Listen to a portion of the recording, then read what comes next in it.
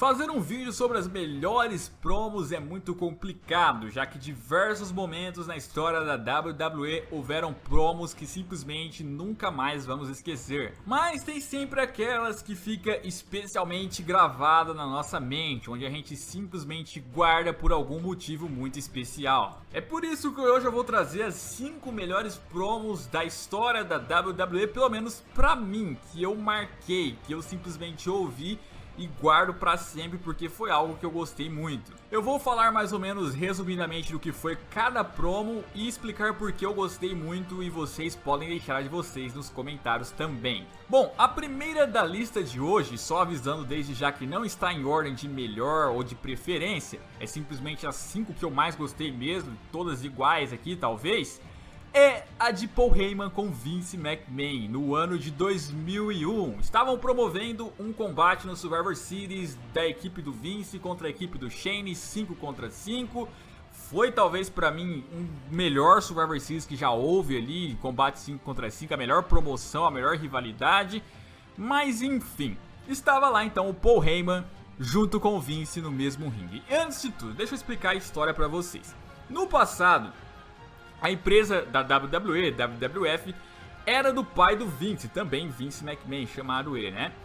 E o que acontece? Ele foi lá e simplesmente falou para as demais empresas americanas de wrestling que ele não ia competir com elas, que tava tudo de boa, que ele simplesmente ia ficar num território ali, eles ficavam em outro, cada um respeitando o seu território, meio que fazendo uma combinação de oligopólio ali e tal, vamos fazer tudo de boa aqui, vamos se manter no topo e tal. Coisa que ele não queria que o Vince fizesse, o filho dele, né? Quando ele foi vender a empresa pro Vince McMahon, ele falou, ó, não concorre com eles, continua fazendo a mesma coisa que eu tô fazendo. E o Vince foi e falou, beleza, não vou concorrer, pode confiar. Uma dessas empresas, inclusive, era a ECW, do Paul Heyman, né? E o que aconteceu? O Vince McMahon só esperou o pai dele vender pra ele, que simplesmente tacou o foda-se e foi e disse que ia concorrer sim, mudou totalmente o produto do que era a WWF na época. E aí começou a concorrer com as demais empresas, tentou expandir para os Estados Unidos inteiro o conteúdo, não só para os Estados Unidos inteiro, mas até para o mundo todo, ou pelo menos o máximo que ele conseguisse. E aí as outras empresas não deram conta de competir e muitas delas acabaram falindo. Algumas o Vince comprou, entre elas a ECW, que era do Paul Heyman, né? E graças a isso muitos odeiam o Vince, porque o Vince concorreu com eles, né? Eles queriam continuar na mamata lá, no oligopóliozinho. E o Vince não quis nem saber e simplesmente fez isso, né? Enganou o próprio pai dele, inclusive, para fazer isso. Bom, e aí então, Paul Heyman e Vince no mesmo ringue pela primeira vez, né? E aí então o Paul Heyman, antes de tudo, tava de joelhos, né? Tava de joelhos pro Vince e o Vince não entendeu por quê. E aí o Paul Heyman começou a falar, eu fiquei de joelhos porque você simplesmente é o deus, né? O bilionário aqui da WWE. Mas talvez eu não deveria ficar de joelhos na sua frente, sim atrás de você, porque é muito comum saber que você gosta que beije sua bunda, né? Dando a entender então que, tipo assim, vários superstars, vários caras no backstage gostam de beijar a bunda do Vince. Ou seja, ficam puxando o saco do Vince, ficam falando tudo que o Vince quer ouvir, né? E não do que ele precisa ouvir. E aí ele vai, ironicamente, começou a falar, aí está o poderoso Vince McMahon, o criador dos esportes, entretenimento, o bilionário, né? Eu esperei tanto tempo pra te ver cara a cara. Você, Vince, você é o maior FDP que eu já vi na vida, né? Xingou ele ao vivaço, na época não tinha tanta censura assim. E aí foi e falou, você simplesmente, com sua arrogância, pegou o sangue de Hulk Hogan pra construir diversas torres. Enganou o seu pai foi nos Estados Unidos inteiro, cumprimentou mãos e mãos de vários empresários e falou que não iria competir com eles. E você foi lá, esperou seu pai morrer e simplesmente começou a destruir uma por uma. Você acabou com a minha ECW, acabou com o legado dela, você roubou ela de mim. E ele transformou esses caras em palhaços, né? Aí ele fez o exemplo do Taz. O Taz na época da ECW era um monstro. Lá na WWE, WWF, ele simplesmente era ali um comentarista, tá ligado? E aí o Paul Heyman começou... Claro que ele botou muita ênfase, a forma como ele falava era muito engraçado, né? E aí falou que ele teria que pagar por tudo aquilo, os filhos dele, né? O Shane, que tava em rivalidade com o Vince, faria ele pagar por tudo isso. Mas em resumo, ele falou mais ou menos isso, dando a entender toda a história que o Vince teve pra conseguir construir ali a WWF depois que ele comprou ela, né? O que foi muito interessante, porque talvez hoje muitos já conhecem essa história, então não fiquem tão impactados se alguém falasse, mas na época ninguém tinha falado isso ainda, pô. Então, 2001, cara, pela primeira vez alguém expondo isso na cara de todo mundo, foi algo meio que chocante, assim, algo que mexeu mesmo, mandando a real na cara do Vince, o público ali e tal. A partir de lá, então, que essa história começou a ser melhor explicada para as pessoas, porque muitos não sabiam disso, só quem realmente era bem próximo ali dos acordos que aconteceram. E ele falou, né, sobre o Vince ter estragado o produto, ter parado de investir em wrestling, começou a fazer entretenimento, transformou tudo em novela, etc, etc, etc, mandando vários ali argumentos que fazem muita galera da internet adorar o Paul Heyman, né? Porque meio que argumento que geralmente hoje quase todo cara usa pra criticar o Vince, né? Que o Vince é muito novelístico, o Vince só gosta de cara bombado, o Vince transformou tudo em novela, o Vince não gosta de wrestling, o Vince é arrogante, é soberbo. Que mais que a gente pode colocar aqui? Ganancioso, né? Ganancioso é uma palavra ideal pra isso tudo. Então, meio que foi uma das promos que eu mais achei da hora. Na lista aqui eu também coloco uma promo que foi até mais ou menos do mesmo rumo, que foi a do CM Punk com o John Cena no ano de 2011. Muitos de vocês já devem conhecer, mas é sempre bom citar ela porque foi uma das mais marcantes da PG Era, né?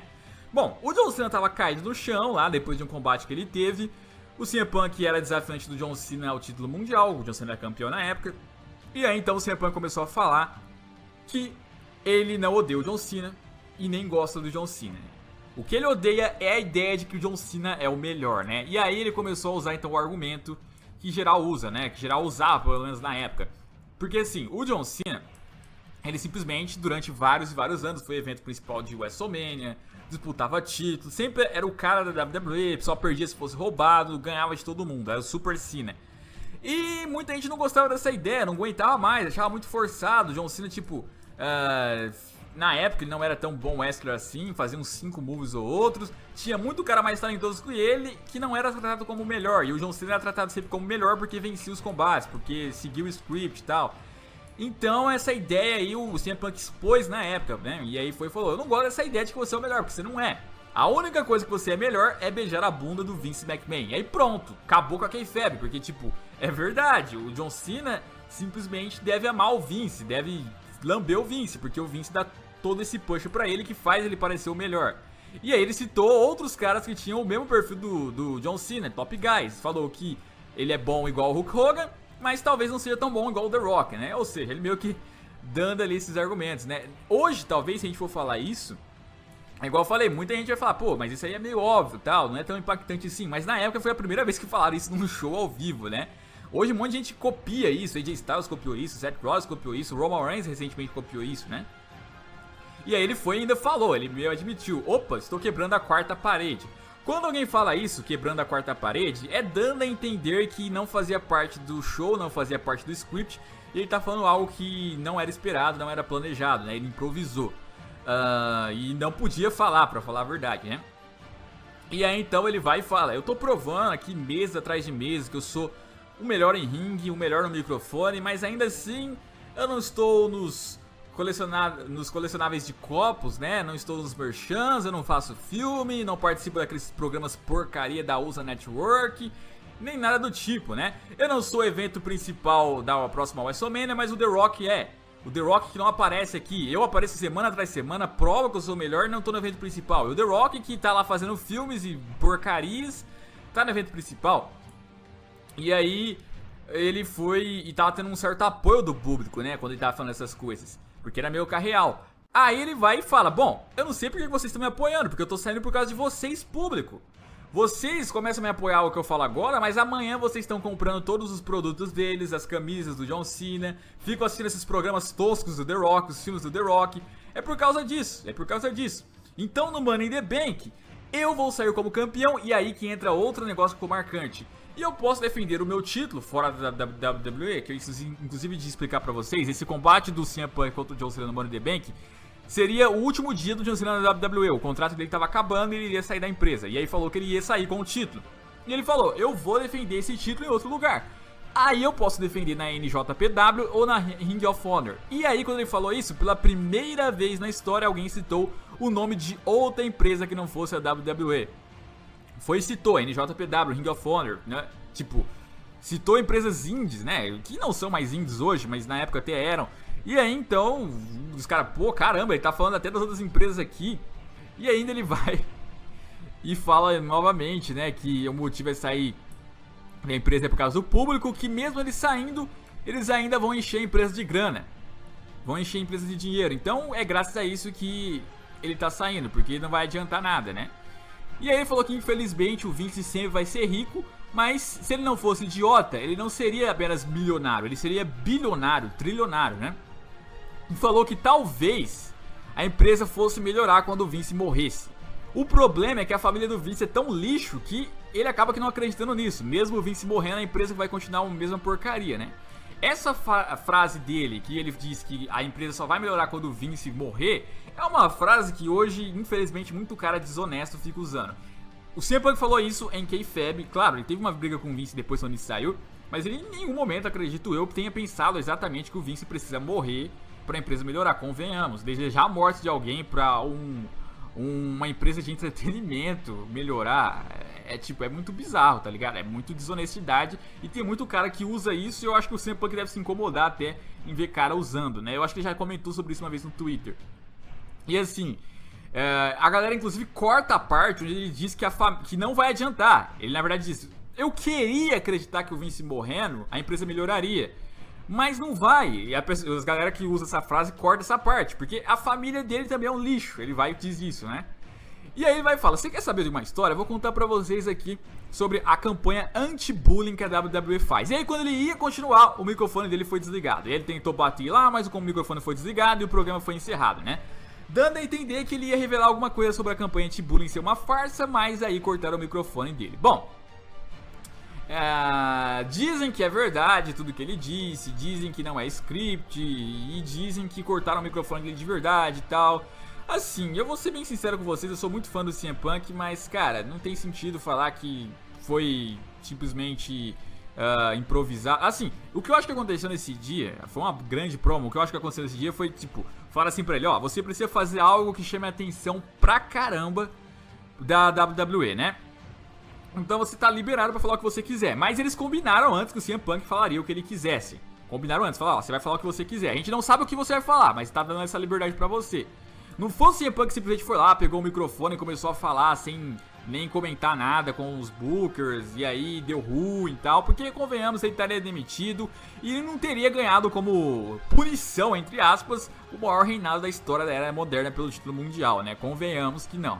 Então foi algo que eu acho que foi combinado de ele falar o que ele quisesse. As falas que ele teve, ele não combinou antes, ele não seguiu um script, mas ele meio que teve autorização para falar o que ele disse. Então, foi uma promo assim cheia de palavras pesadas, cheia de novidades, que bombou e com certeza serviu de inspiração para outros fazerem promos parecidas seguintes depois das rivalidades que tiveram com o John Cena, né? A próxima da lista eu coloco aqui a promo do The Miz com o Daniel Bryan, que aconteceu em 2016 no Smack Talk, né? O Talking Smack, eu não lembro exatamente o nome do programa, eu acho que era Talking Smack. Era o seguinte: o Miz tinha acabado, né, de recuperar o título intercontinental, mantido o título intercontinental, eu não lembro exatamente o que ele tinha feito, acho que ele tinha se mantido como campeão. E o que acontece é o seguinte: o Daniel Bryan, ele tava tendo uma discussão sobre se o Miz era um bom lutador ou não, e o Daniel Bryan vai e fala que o The Miz era um covarde, um lutador covarde, o estilo dele era covarde porque ele simplesmente não se arriscava, não fazia um estilo de wrestling indie, sabe? Um estilo de wrestling fora da WWE, igual ele, Daniel Bryan, fazia, né? E aí o The Miz pistolou. O The Miz pistolou, começou, quer dizer, eu sou um covarde? Eu sou um lutador covarde? Eu em 10 anos nunca lesionei, sempre apareci em todos os shows aqui e honrei esse título intercontinental. Eu honrei esse título intercontinental, eu venho, defendo ele, nunca me lesiono, sempre tô presente e você me chamou de covarde. Você, Daniel Bryan, você ganhou esse mesmo título intercontinental e prometeu que iria voltar, pode deixar, eu tô de volta, eu vou honrar esse título. E cadê? Você nunca voltou, você se aposentou, você parou sua carreira, você não cumpriu com o que você disse. E eu em 10 anos nunca lesionei e sempre estive presente aqui, e você me falar que eu sou o covarde. E aí o Daniel Bryan foi e falou, não, mas calma aí, então se você quer que eu volte a lutar então, como que eu vou voltar se não me autorizam?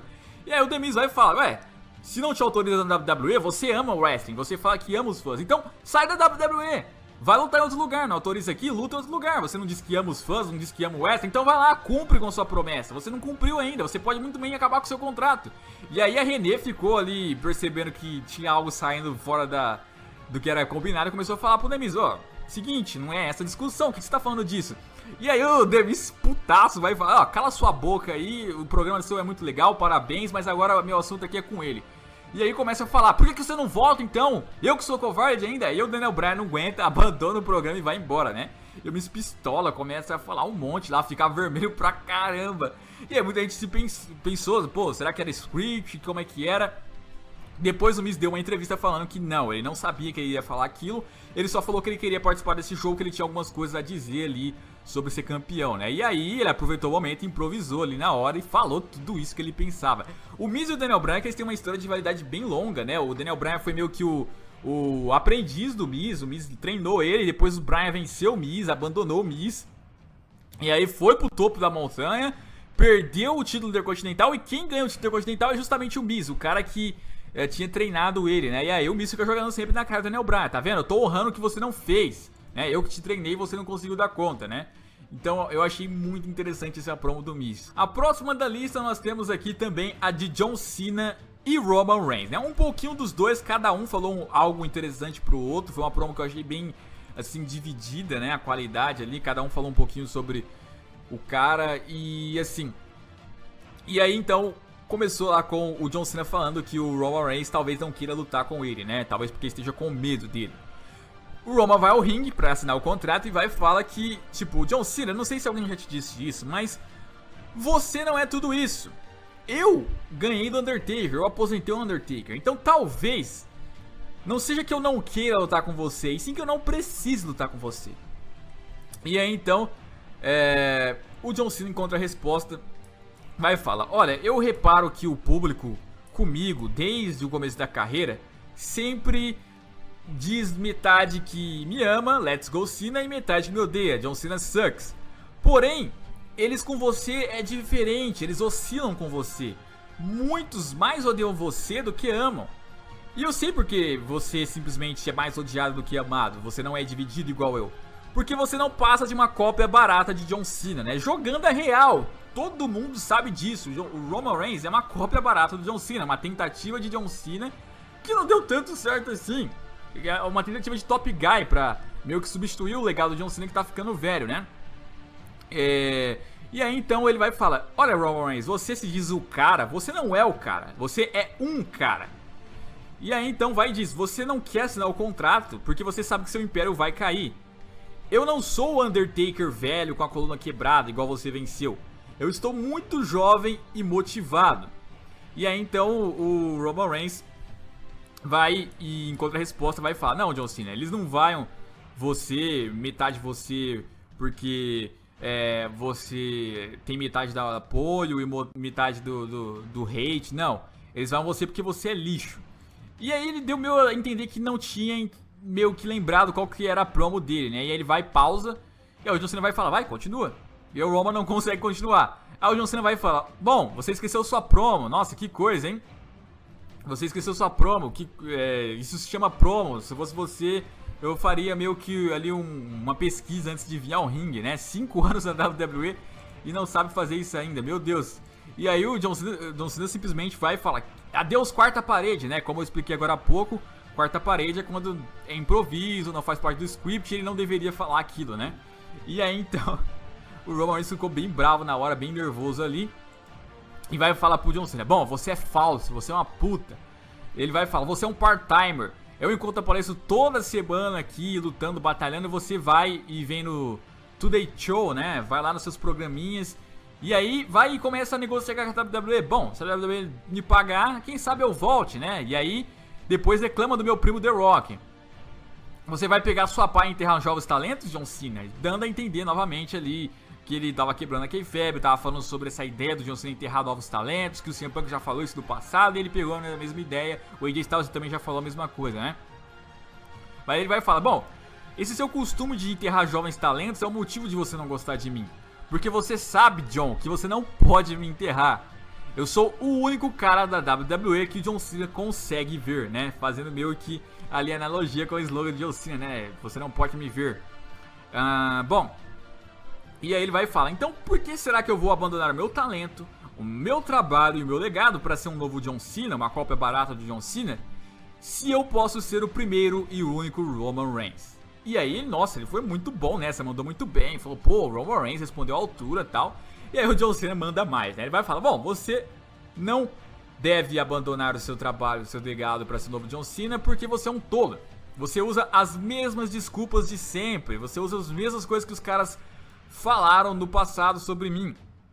Parabéns, levou 5 anos pra você fazer uma primeira promo decente. Que é verdade, o Roman Reigns não era de fazer muita promo boa. Essa foi talvez uma das primeiras e aí o John Cena jogou isso na cara dele, né? Você, como os outros, acha que eu controlo tudo. Não sou eu que controlo, são eles que mandam. Sempre eles que vão mandar, o público. Eu tive 5 eventos principais de WrestleMania. Eu ganhei nessa fase da minha carreira o título americano. E deixei o legado pra caras como Kevin Owens e AJ Styles. Enquanto você pegou o título americano ano passado e transformou como se fosse um rebaixamento, foi buscar um título maior. Então eu só tô aqui porque você não sabe fazer seu trabalho direito. Você deveria ter vergonha de um part-timer como eu fazer um trabalho melhor do que você, que é um full-timer. E aí, nossa senhora, foi uma resposta sensacional que ele deu pro Roman Reigns. Foi uma promo assim que geral começou a comentar no Facebook, nas redes sociais. Tanto pela boa resposta que o Roman deu, como pela squash que o John Cena deu nele, né? O Roman, não é que o Roman foi mal, é que o John Cena foi muito bem nessa. E aí, com certeza, cara, uma das promos mais marcantes na minha opinião aqui, porque foi sensacional. Bom, a próxima promo que eu coloco aqui é um pouco mais pessoal minha, porque eu tinha que completar essa lista, então eu resolvi colocar essa, que é do Seth Rollins após trair o Shield, né? Meio que uma combinação ali da uma promo que ele fez em 2014, quando ele traiu o Shield, com uma promo que ele fez esse ano contra o Triple H, né? Porque assim, ele estava sendo entrevistado pelo Michael Cole sobre os motivos de ele ter traído o Shield, e ele vai falar, olha, eu não achei algo grande o que eu fiz a semana passada, eu achei apenas que eu estava fazendo o melhor para os negócios. Eu criei o Shield, então eu acho que eu fiz certo em destruir minha própria criação.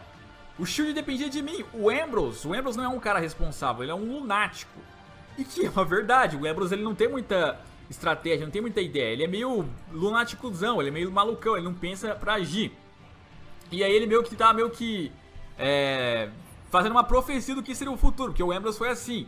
E aí falou do Roman também, o Roman é um garoto de ouro, não tem ninguém na empresa com mais raiva e fúria do que ele, mas sem ninguém pra controlar ele às vezes também vai se perder. E foi o que aconteceu, Roman Reigns, raiva, fúria, sucesso, só que ele acabou que às vezes pecando nas estratégias. É só você ver o histórico do Roman no começo, onde ele acabou lá não ganhando do Lesnar por causa do cash do Rollins. Ele se deu mal muitas vezes com o Bray Wyatt, não ganhou o Money in the Bank, teve problemas com o Sheamus lá onde ele tomou o cash e tal. Enfim, e aí vai falar, bom, o Shield conquistou o mundo, nós vencemos o Evolution de lavada. Só que quando eu vi o Evolution eu aprendi uma coisa: pra você ter sucesso você tem que se adaptar, você tem que evoluir.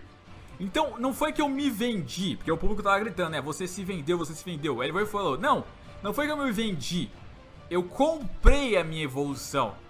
E aí, então, nos meses seguintes a gente viu isso. Seth Rollins ganhando Money in the Bank, ganhando título mundial, no topo da empresa. Mas aí eu lembro de uma promo que ele teve em 2015 com o John Cena. Os dois estavam se promovendo para um combate no SummerSlam, onde o John Cena avisou, cara, você não viu o que aconteceu? Os caras simplesmente olha o que eles fizeram com o Randy Orton, olha o que eles fizeram comigo. A autoridade não vai ficar com você pra sempre. Um dia eles vão trair você também, igual eles estão fazendo agora. E aí ele deu esse recado pro Seth Rollins. O que aconteceu? Em 2016 o Triple H veio e traiu o Seth Rollins pra passar a vez pro Kevin Owens. E aí então o Seth Rollins aprendeu a lição e esse ano ele fazendo a promo lá com o Triple H ele vai falar, né? Bom, o negócio é o seguinte, isso se trata de redenção. Eu errei, você tá certo, Triple H, eu errei, eu não aguentei a pressão da autoridade, eu simplesmente não ouvi os demais. Então agora eu tô com saudade da época que eu era antes de conhecer você. Eu quero voltar a ser o Seth Rollins antes de conhecer você, Triple H. Então, tava aquela storyline de que o Seth Rollins, se fosse lutar, talvez perderia a carreira dele, e se não fosse, perderia uma WrestleMania. O Seth Rollins falou que não liga de perder a carreira, de perder o WrestleMania. Se trata de ele ter a redenção, ele voltar a ser o Seth Rollins de antes, né? Que ele aprendeu a lição. Então eu gostei dessa promo, que foi meio que legal. Ele profetizou o que aconteceu, teve gente profetizando o que ia acontecer com ele. Tudo isso aconteceu e depois ele falando que entendeu tudo isso e vai tentar se redimir. Então são combinações de promos que ele teve que eu achei bem legal, assim, pra personagem do Seth Rollins. É por isso que eu especialmente gosto delas e coloco aqui pra fechar a lista. E foi esse o vídeo de hoje, eu espero que vocês tenham gostado. Não se esqueçam de me seguir no Twitter e também no Facebook, de curtir a página do Facebook e também entrar no grupo. Um abraço, até a próxima e fui!